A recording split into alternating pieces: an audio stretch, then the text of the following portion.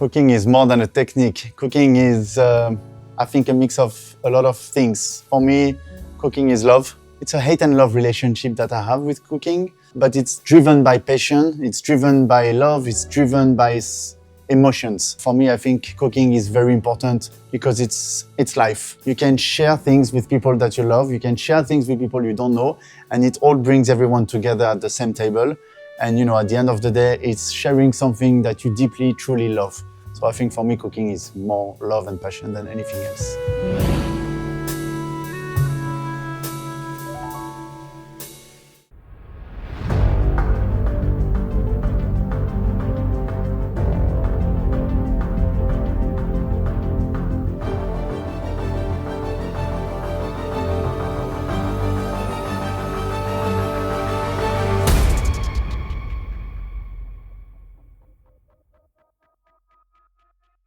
Cooking is also about techniques. I think it's very important to understand the technicality of cooking so you can understand how to take a product, to create something out of it and to make a recipe that becomes a proper recipe without changing too much the ingredients, without changing too much the flavor, but by adding the exact amount of whatever you need to make sure that it reacts and create emotions to the people you're serving the food to. Hi, I'm Chef Hadrien. Welcome to Chez Wam.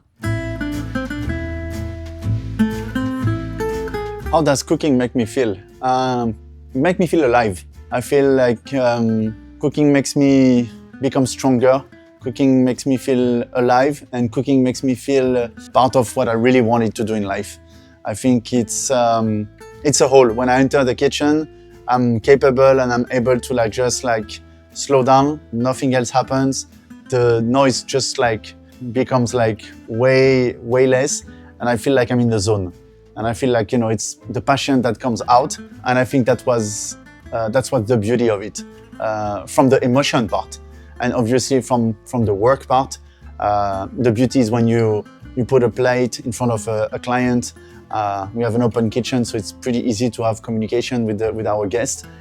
It's to see their reaction, to see the smile in their face because it brings back memories, or, you know, to have a discussion about a supplier or a discussion about a product. And it's always, I think, bring back memories to guests and to people in general. And I think that's what we try to get hold of, you know, bringing back some memories of childhood or memories of family, having dinner together, a lunch, or some sensations, some smell. So yeah, that's what it is for me. Where did my love for food begin? There's a long story behind, but I will try to make it short. I was anorexic when I was young, so there was not really love for food. I think there was more hate for food.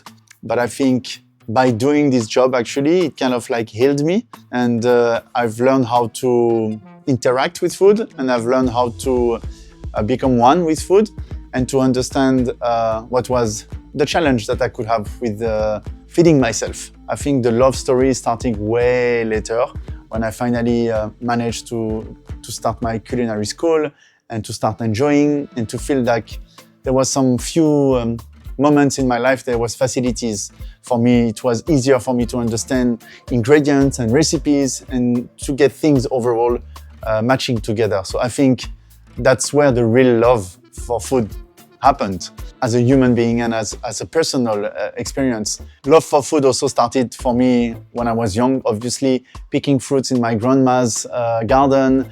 I remember she was making plum pie and this was absolutely stunning. I still remember the smell of it.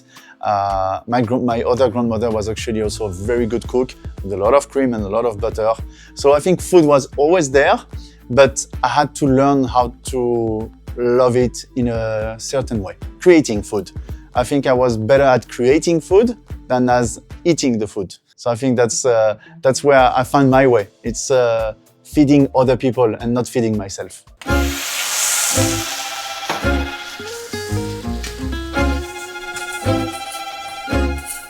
You don't have to think too much and be like, okay, what is the emotion I want to give to someone because I want to cook, I don't know, scallops or beef or whatever. I think first is what you want to showcase on this dish. when you create a menu, you have a skeleton, so you need to be very wide in terms of a lot of different type of food that you need to serve. You need to cater to people who eat fish, eat meat, and vegetarian, and all of that. So you go a bit crazy on a lot of things, but there is some specific dishes that makes a difference. And I think it's when there is more love put in, or more research put in, or more passion put in, because there is a personal story behind. The 3 dishes that I'm gonna showcase today are very personal. And I think also maybe that's why they have more sentimental value to me. And I hope that, you know, the guests enjoy them. But it doesn't mean that because I put so much effort and love in it that it's the best sellers, you know what I mean?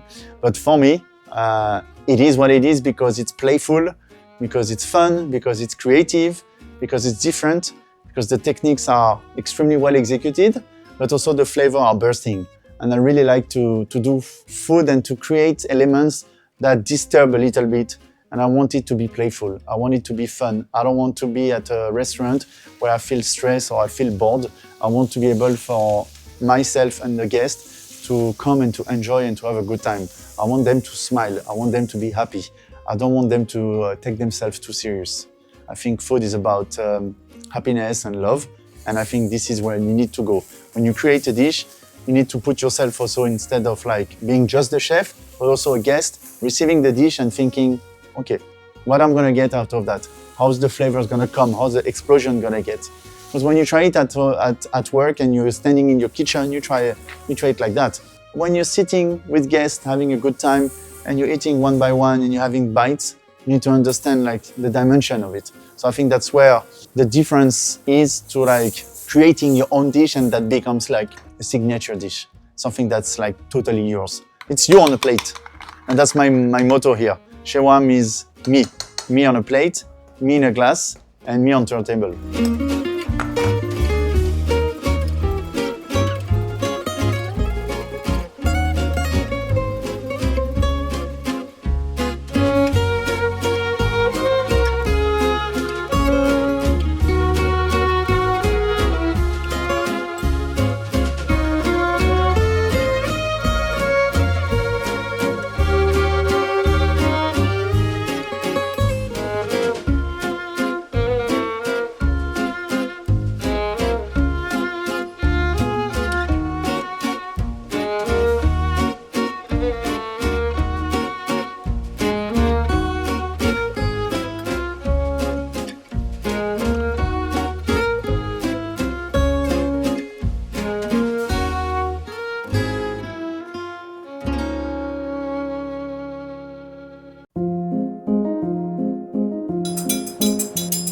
Today we're showcasing 3 dishes that are very close to my heart for some reason. We have the shawarma. It's a little inside joke that I have with my daughter. We went to Turkey 2 years ago for summer, and I told her, let's go and eat a shawarma. And she couldn't pronounce it really well, so she said, let's go and eat a Chez Wam. And she used the name of the restaurant. So I was like, that's like super cool. So I wanted to do a dish with her deciding on the name. And basically we created like a flatbread with confit duck and some seared foie gras. So it's like an elevated shawarma, and we called it shawarma. And I think that has like a lot of like love and coolness and playfulness about it. Why do I use the technique that I use? I think I have no choice. It's just the way I've learned it. I'm French. I have French background. I've learned from 2 and 3 Michelin star restaurants. So my techniques are like elevated techniques and very fine dining techniques. But I like less and less the fine dining element of it. I like less and less going to fine dining restaurants. So I use this elevated technique to create something a bit more playful. And I think it's important to be able to go to the top, so then at least you can backward and like be able to like showcase more things. I've always wanted to make sure that I know my techniques, I know my base, and I'm capable of doing the best. But just by taking some element of these techniques, I can create dishes that are a bit more simple. Take example of, I don't know, a nice cheeseburger or a nice club sandwich. Might look simple, might be just very easy to do, but you still need to have like a proper technique for each element to make sure that when you bite on it, you get like, wow, this is the best cheeseburger I've ever had in my life. So I think we try to apply the same techniques for all, which is high-end quality products making sure that all the cooking method and all the seasoning and the consistency is there. It's more like a French background thing that we have, I think, about being precise. You know, technique about being precise, technique about knowing your ingredients. That's what I've learned from one of my mentors, Alain Passard, was to learn how to understand the ingredient. I still remember the first day I came to his kitchen, he showed me an egg and he was like, once you're gonna understand what's inside the egg, you'll be able to cook it. And at the beginning I was like, I don't get that. But then I understood. Understand your product first, and then you know how you treat this product to get the best out of it. And I think that's like what I kept as a technique is try to not go too crazy, try to go straight to the point, simple, but also create a little bit of like playfulness around it.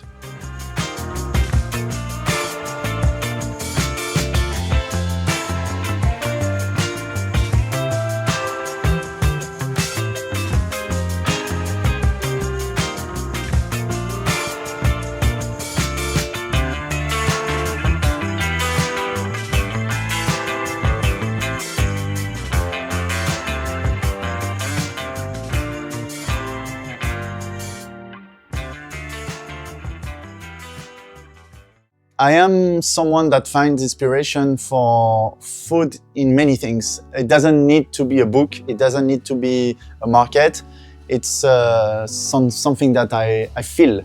I will listen to a music or I will read a book and then there's something that's coming and I need to write it down on my phone or write it down on a paper and be like, okay, this I need to work on it. That's like, I would say maybe like the first part of like the creation, you know, it can be even under the shower and just think of a dish or something like that.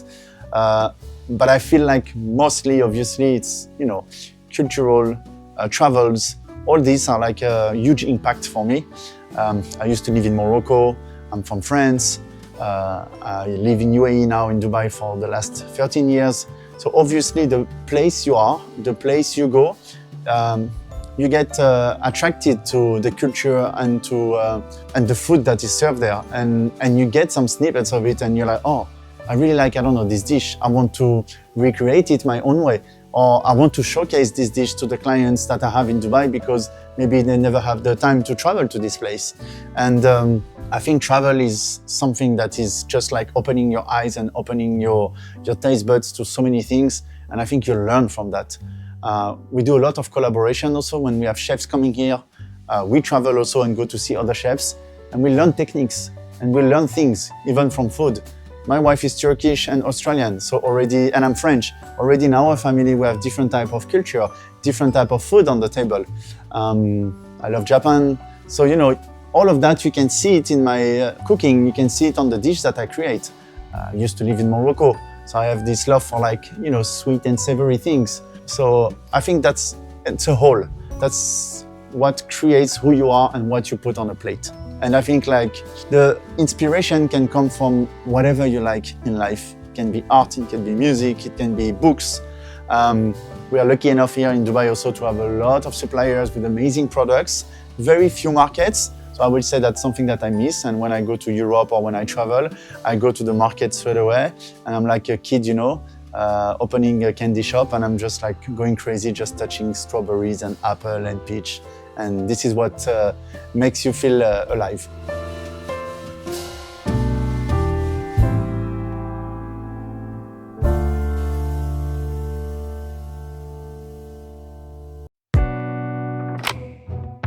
Who helped shape my cooking?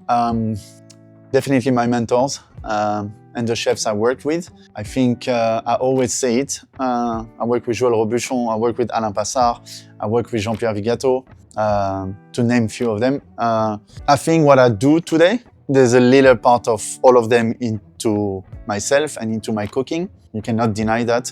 I think from what you learn from someone, you will not replicate, but you will use also their technique and their knowledge to be able to like find your own way and showcase your own style.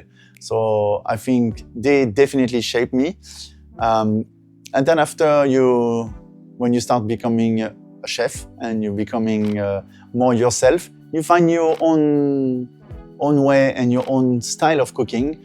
And I think this comes from a lot of things. This comes from friends, this comes from inspiration, this comes from books, And this comes from collaboration you can have with different chefs because, you take techniques, you take flavors, and you mix them together. But also, I think you learn from everyone every day. Training people, training your staff, it's beautiful and it's something that I really love.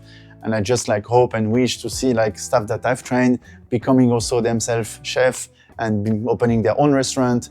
I think we also do that because of a huge human factor. And I think that helps us also to be able, to move forward. Cooking at the end is cooking. We're not reinventing the wheel. It's giving pleasure to people, but also giving pleasure to yourself. And I think it's important to see the younger generation getting better and better. So we learn from each other.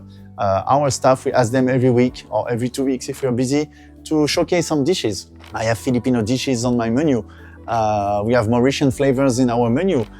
So we have also a mix of our culture, a mix of the people that live around here and in Dubai, and we create a restaurant around that, with different flavors, different cultures in the same plate, in the same environment. What do I want viewers or guests to take from my story?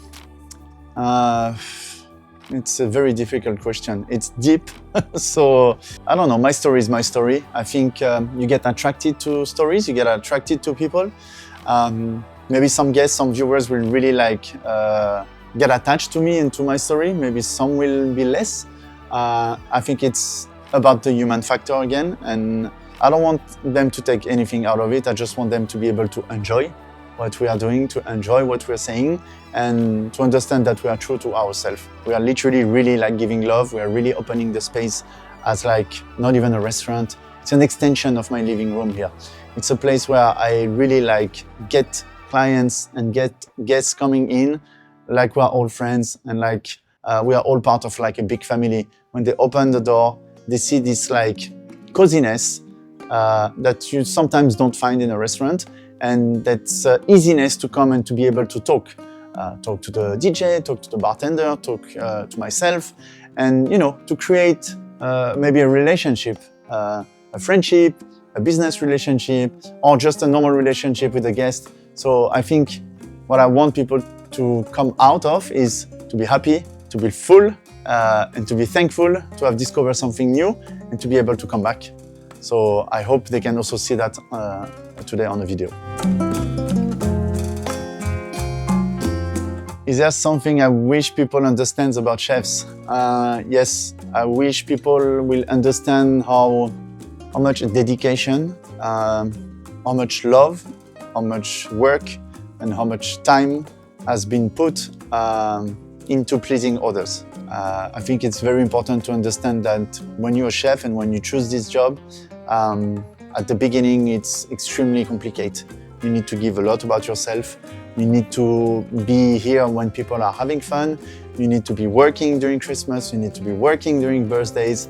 There's a lot of time out of your comfort zone, time out from your family, time out for the people that you like and the people that you love, time out from your friends. So maybe, sometimes even your young years are getting stolen by work, but you get so much out of it when you're happy and when you're doing what you like, and when you see the clients in front of you with a giant smile and coming telling you this is the best meal I've ever had, or I had the best time tonight. But yeah, I think that's what I want, and I would love people to understand is the amount of work that is behind and the amount of dedication that chefs can put. Instead of being with their family at night, instead of being with the people that they love, they prefer to be at work and to give love to you. I am Chef Hadrien Villedieu, and this has been my origin story.